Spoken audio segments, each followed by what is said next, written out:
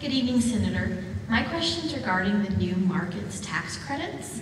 I read your report this week, and I've been reading some of the responses. So my question's kind of two-part.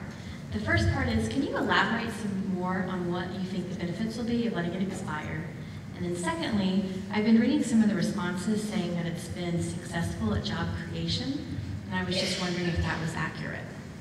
Well, I don't know. The new markets tax credit, the whole idea behind it was to take and give extra tax credit to investments in our low economic areas so that we would create economic growth, increase job creation, and increase material well-being in those poor areas.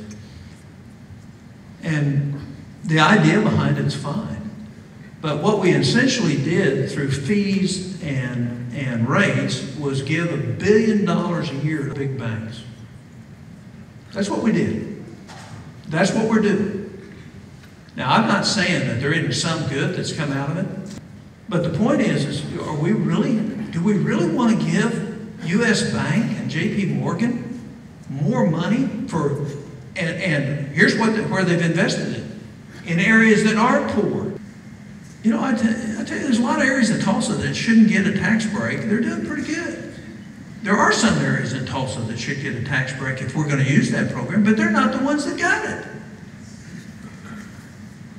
So, again, well-intentioned, good idea, how do we help the least among us?